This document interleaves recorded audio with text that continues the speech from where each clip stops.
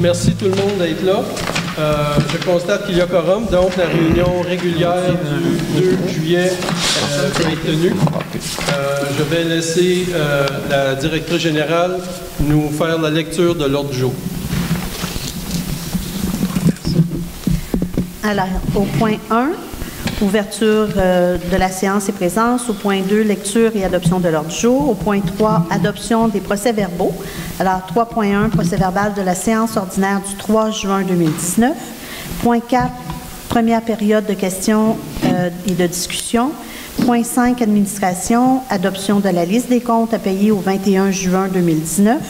Point 6, liste de correspondance. Point 7, adoption du règlement général. Point 8, 8.1, les résolutions. 8.1, concernant une demande de modification au règlement d'urbanisme, numéro 123-12-2006 pour la zone RF6. Cette résolution a été l'objet d'un veto du maire, donc nous devons la représenter ce soir. 8.2, résolution concernant la permanence de Danny Dumont, qui est inspecteur en voirie. 8.3, résolution concernant la nomination d'un membre citoyen du comité consultatif en urbanisme. 8.4, résolution concernant l'achat de parts sociales de la corporation coopérative informatique municipale. 8.5, résolution concernant le projet à présenter au Fonds de développement du territoire. 8.6, résolution concernant la nomination du représentant à la Cour supérieure, division des petites créances et à la Cour du Québec. 8.7, résolution concernant l'entente intermunicipale de gestion de conteneurs de récupération du verre. 8.8, résolution d'appui pour demande au MAPAC pour le projet dépendeur enfouissement direct.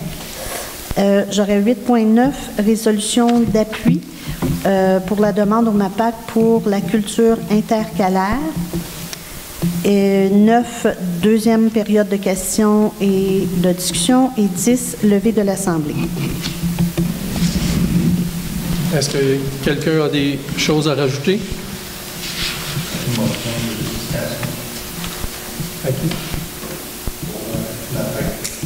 OK.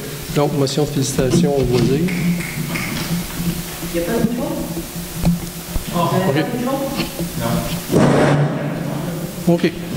Puis, j'aimerais rajouter le dépôt des états financiers.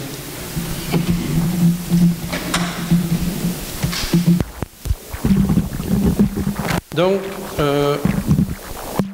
quelqu'un propose l'ordre du jour. Monsieur Turcotte. Pour adoption des procès-verbaux, donc 3.1, procès-verbal de la séance ordinaire du 3 juin 2019. Est-ce qu'il y a des changements à faire ou à apporter dans le procès-verbal? Quelqu'un propose? Je propose. Monsieur Desautels. Première période de questions et discussions. S'il y en a qui ont des questions? Oui. D'autres d'ailleurs. Ça prend une chose? Oui. Pour la TV. OK, moi j'ai deux questions. La première, ça a trait le printemps dernier à Pâques, dans la fin de semaine de Pâques, là, il y a eu un bris du chemin Bombardier. La route s'est défaite complètement. Et puis, ça a été réparé en catastrophe, ça a été réparé vite. Et c'est très, très difficile présentement de passer par là. Il faut carrément arrêter nos voitures puis y aller très lentement. Ça a été fait avec de la grosse roche. Est-ce que vous avez l'intention de réparer ça de façon plus adéquate cette année? Est-ce que vous allez paver ou vous allez faire d'autres choses? Ça, c'est... Lundi, tiens. OK.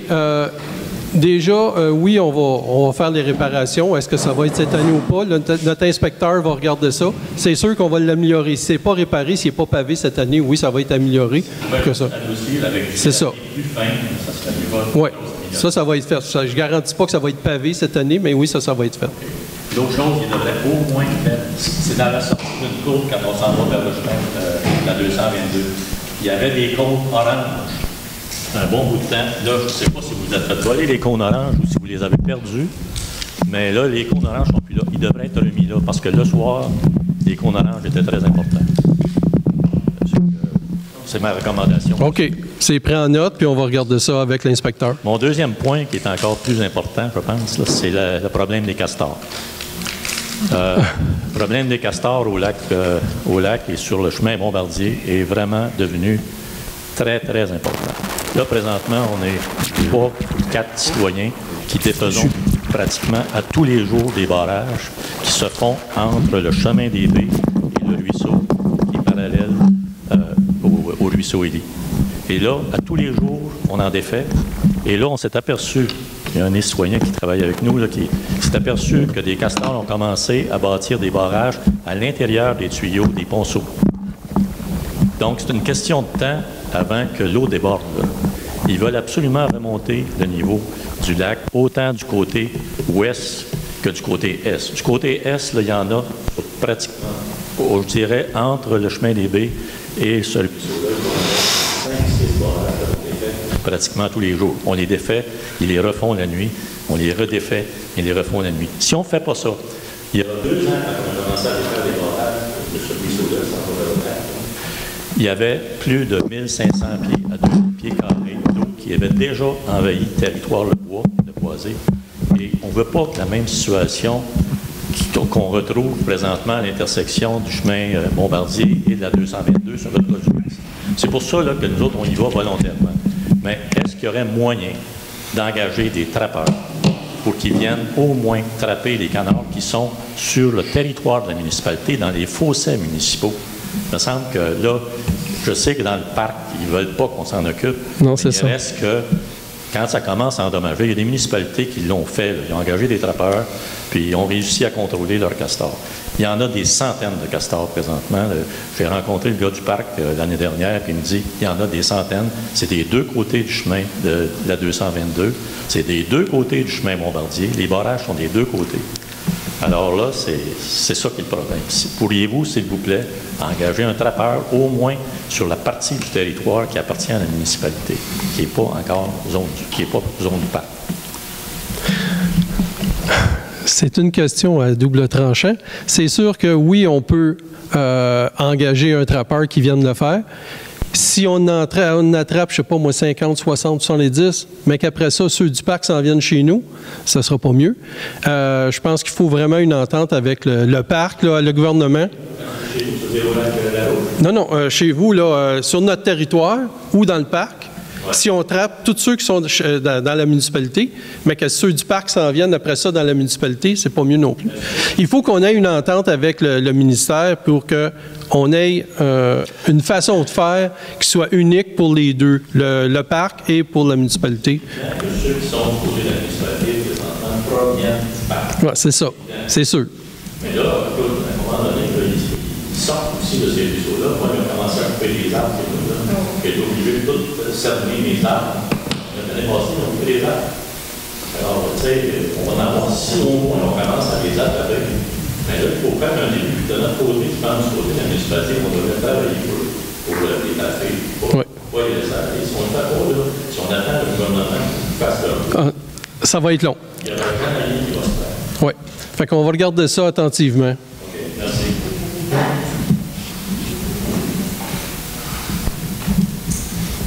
Est-ce qu'il y a d'autres questions?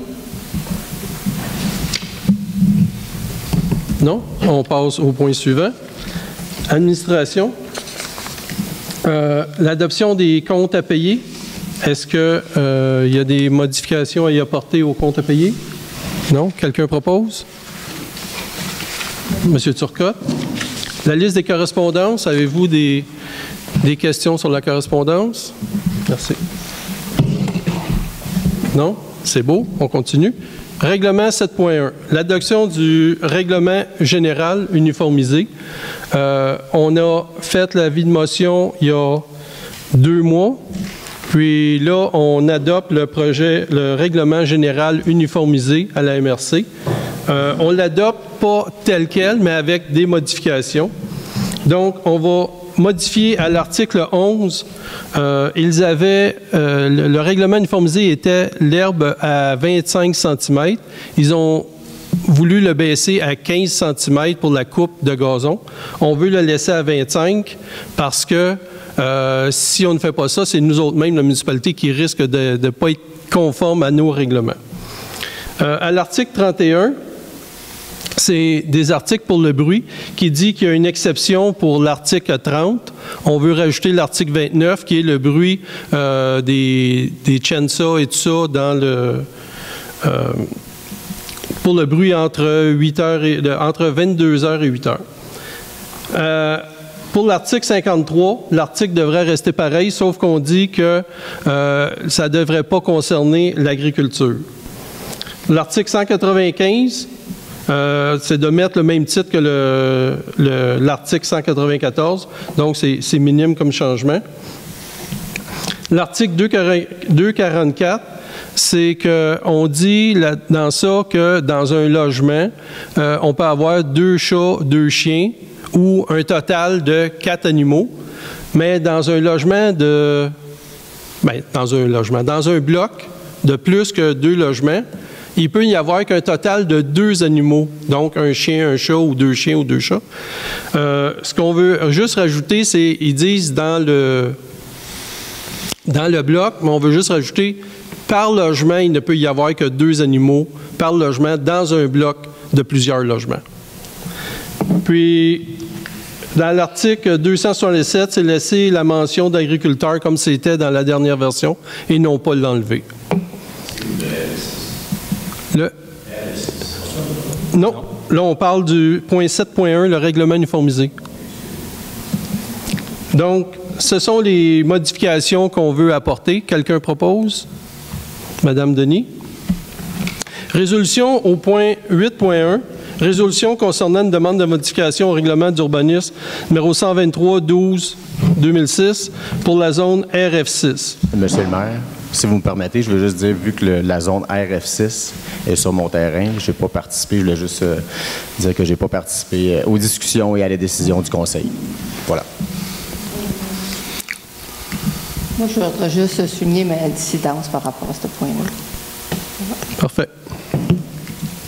Donc, le règlement, ça disait que dans cette zone-là, le RF6, qui est le terrain attenant au RT1, qui est le camping, qui se dirige jusqu'à Saint-Denis-de-Brampton, c'est un terrain qui est RF6, qui appartient à M. Simon Deshôtels, puis tout le haut du RF6 appartient au parc.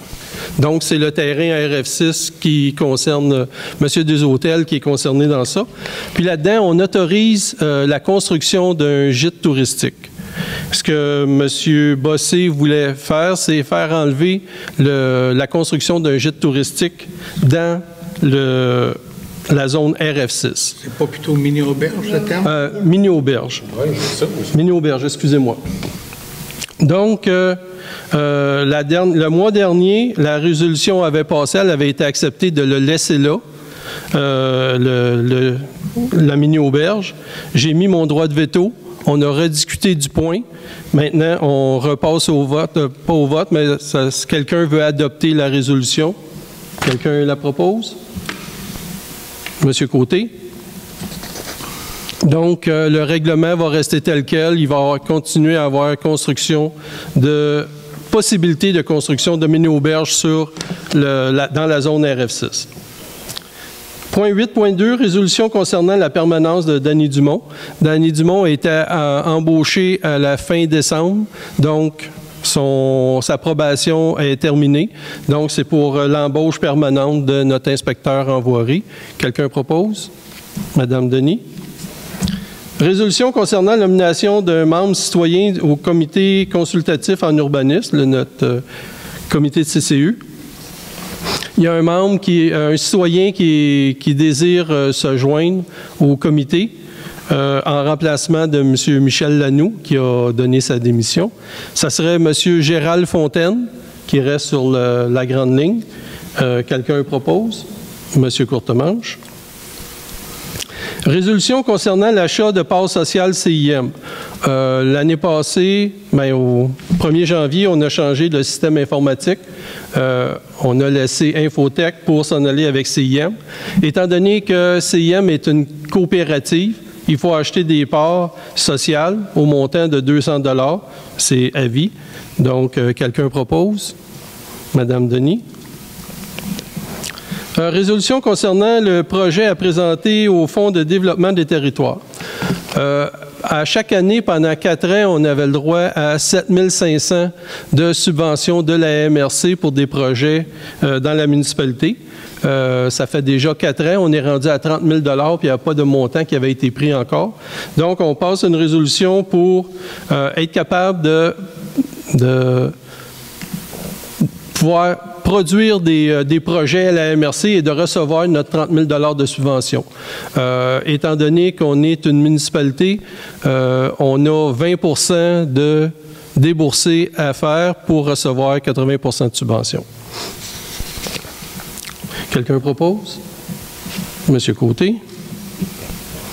Résolution concernant la nomination d'un représentant à la Cour supérieure, division des petites créances et à la Cour du Québec. Étant donné que les loisirs de Racine nous poursuivent, nous devons nommer quelqu'un pour défendre la municipalité aux cours de petites créances et ça pourrait aussi aller à la Cour du Québec. Donc aussi, on va passer la même résolution. Donc, le but serait de nommer le maire, M. Christian Massé, et la directrice générale, Mme Lynne Gaudreau, au cas où il y en a un qui ne peut pas se présenter. Quelqu'un propose? M. Desautels. Résolution concernant l'entente intermunicipale de gestion de conteneurs de récupération du verre. On va avoir un conteneur de verre ici, mais qui appartient à la MRC. Il va en avoir 6 dans la MRC. Le but, c'est de passer une entente pour dire que la municipalité s'engage à entretenir et à s'assurer que le bac est toujours correct, le réparer, l'entretenir aux alentours, qu'il soit toujours propre, etc. Puis que d'avertir aux besoins lorsqu'il est plein. Là. Donc, c'est de faire la gestion de tout ça. Quelqu'un propose? Monsieur Côté. Résolution d'appui pour demande au MAPAC pour le projet d'épandeur à enfouissement direct.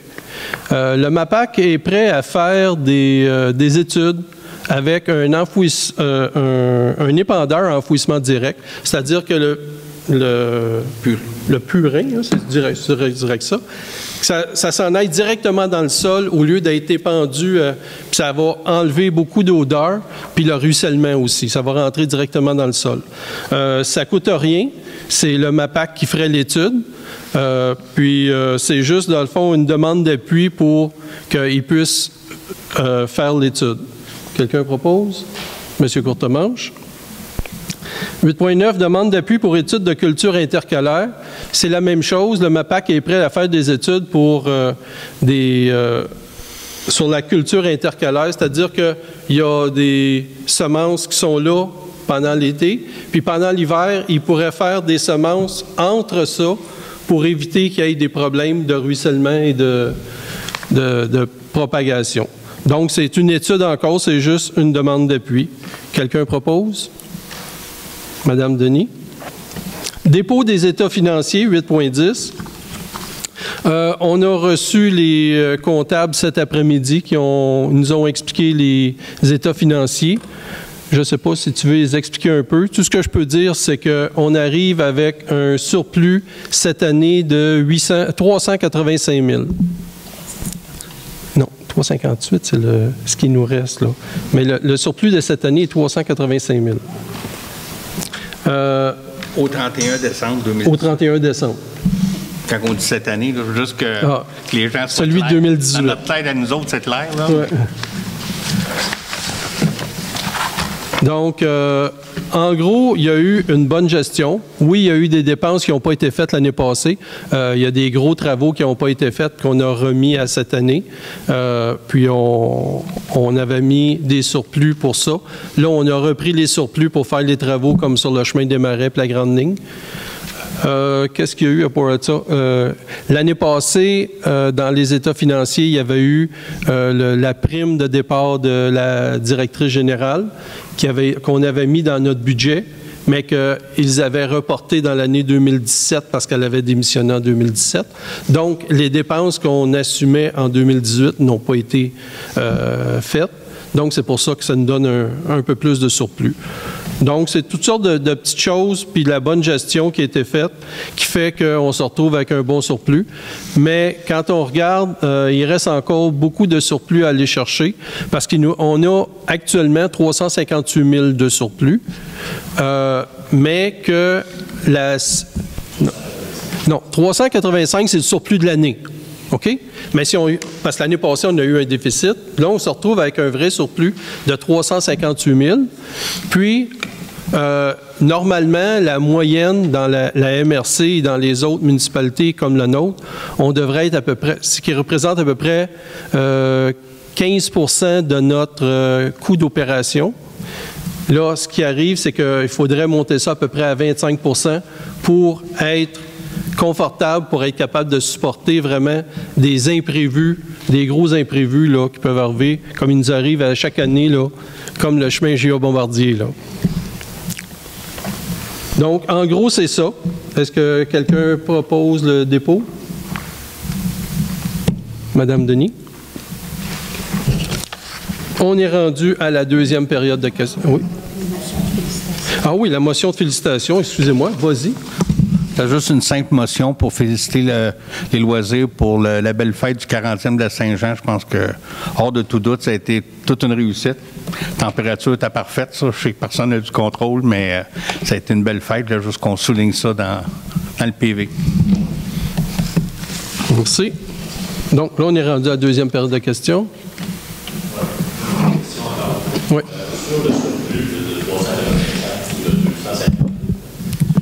Non, 358. Ouais. 358. Quelle portion de ce montant-là est due, par exemple, à des subventions que vous n'avez pas utilisées? Quel pourcentage, à peu près? Parce qu'il y a des subventions qui ont été qui n'ont pas nécessairement été utilisées, qui constituent une partie du surplus. Non, parce que les travaux n'ont pas été faits, donc ça s'annule, là. Il n'y a pas eu de subvention, mais il n'y a pas eu de travaux. Ah, vous n'avez pas eu la subvention non plus? Non. Alors, je pensais que vous aviez reçu la subvention. Non, on n'a pas reçu de subvention. Okay. Parce qu'on n'a pas fait les travaux. Mais il doit y avoir un gros montant quelque part, parce que 385 000, là, ça ne tombe pas du ciel. Là. Il doit y avoir quelque chose d'important qui a contribué à cette augmentation de surplus-là. Là. Non?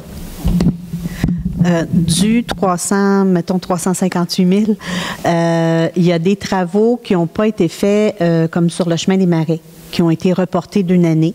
On les a fait cette année. Mais il y avait une subvention pour ça? Non. Aucune subvention. De ça, en plus, on a eu des droits de mutation qui étaient plus élevés, la taxe de bienvenue qu'on appelle là, en bon québécois. On a eu des droits de mutation qui ont été beaucoup plus élevés que ce qui avait été prévu. Mais c'est un chiffre qui est un petit peu dur à prévoir d'une année à l'autre. Donc, on est souvent conservateur, mais on a été chercher un surplus. Là aussi. Puis, il y a différentes petites choses comme ça, mais de subventions, on n'a pas reçu de subventions. Puis, il y a des travaux qui ont été reportés. Donc, c'est ça, dans le fond. Est-ce qu'on peut dire qu'avec ce surplus-là, vous seriez capable d'engager des trappeurs pour attraper les castors? Ça, c'est une question piège.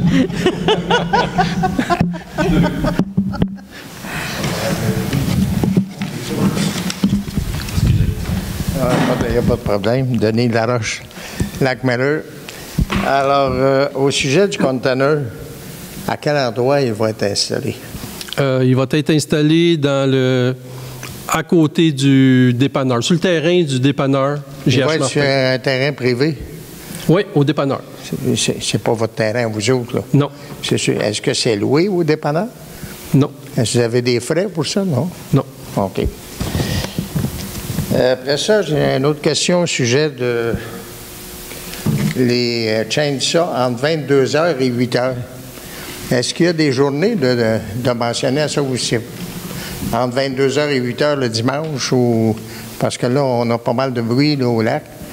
Et puis, c'est pas inclus. Le dimanche, ça arrête à 5 heures, disons, que les gens puissent souper. Parce que d'une rive à l'autre, c'est pas large. Là, le lac Malleur, on entend très, très, très bien. On a toute la journée, puis actuellement, c'est un champ c'est occupé pas mal là, pour les chainsaws. OK. Dans le règlement uniformisé, il y a 4-5 articles où il y a des temps où il ne peut pas avoir de bruit, il ne peut pas avoir d'activité, etc. C'est entre 21h et 7h ou entre 22h et 8h. Ça varie, mais la nuit, il ne devrait rien avoir. Ouais, mais il n'y a jamais de journée. Il n'y a pas de journée. C'est des heures seulement. Il y a des bruits qui sont plus agaçants que d'autres. Les chainsaws ou non. Mais dans les règlements, là, toute la journée, je vous dis que c'est pas trop plaisant. Les terrains sont petits à des places. Là. Alors, c'est pas inclus dans le règlement. Non, il n'y a aucune journée dans les règlements. OK. Alors, c'est pas mal. Tant que la vitesse sur la grande ligne, est-ce que c'est réglé pour diminuer la vitesse? Oui. On a commandé les panneaux. Quand les panneaux vont arriver, ils vont être installés. Puis, Parce qu'on a installé au Lac-Miller des panneaux. Oui. Pour 50 km/h. Je pense. 30. 30? Je sais pas, mais personne ne respecte ça. Ou il y a juste moi qui respecte. Parce qu'en élevant au 30, je rentre chez nous. Je ne rentre pas à 50 en tournant. Le reste, je connais pas mal de monde là, qui passe, mais j'ai jamais vu personne. Fait qu'on dépense un peu peut-être pour rien, même pour la grande ligne. Qu'est-ce que vous en pensez, vous, M. le maire? Je pense que ça va être une bonne chose de faire ça parce qu'il y a beaucoup de jeunes là. Pour la vision, pas pour la vitesse. Pour garder, pour essayer notre vision baisse ou non. Parce que la vitesse, ceux qui ne font pas de ça. Oui, mais ils n'auront pas le choix parce qu'à un moment donné, on va demander à la SQ de se placer là. Ils n'auront pas le choix. Au Lac-Miller? Ils vont venir au Lac-Miller? Je ne pense pas au Lac-Miller, mais je parle de la grande ligne, là. Merci. Je sais pas, j'ai peut-être une autre question aussi. Pendant qu'il a parlé de scie à chaîne, là, la semaine dernière, l'Hydro-Sherbrooke a commencé à faire un émondage sur le chemin Bombardier. Et ils ont vraiment fait une job vraiment sauvage. Là. Moi, j'avais 2 sapins qui étaient sur une bord d'une clôture sur mon terrain. Ils ont émondé à la verticale jusqu'au bord de l'arbre et ils ont coupé 2 têtes, des sapins qui avaient 25 à 30 pieds de haut, qui dépassaient de loin. Moi, j'ai demandé à l'Hydro-Sherbrooke de venir abattre ces arbres-là. J'attends leur réponse, parce que là, ils ne servent plus à rien. Est-ce que vous allez demander un permis? Parce qu'une des objections qu'ils ont dit, bien, probablement que ça va nous prendre un permis, mais c'est plus des arbres, c'est des fouettes. Là. Est-ce que ça va prendre un permis pour ça? Qu'eux autres demandent un permis pour abattre les 2 arbres qu'ils ont trimés, là. Ben oui, c'est ça, il reste juste des fouettes. Puis là, ils disent que si on les abat, on ne les ramasse pas, c'est des sapins. Mais il ne reste plus rien, là. Mais ça, c'est sûr, ils sont venus émonder tout le long au Lac-Miller. Puis, ils ont tout laissé ça là, puis maintenant, ils ne ramassent plus rien. C'est toujours laissé là. Au moins, s'ils les abattent, ça va faire mon affaire, mais il ne faudrait pas que j'aille demander un permis. Là, j'attends après eux autres. Là. OK, mais on va en parler à l'inspectrice qui va regarder ça. Là. OK, merci. D'autres questions? Bien, c'est tout. Donc, quelqu'un propose à lever de l'Assemblée? Monsieur Côté. Merci beaucoup tout le monde. Puis, on se revoit seulement la prochaine réunion du Conseil est le 12 août. Lundi, le 12 août.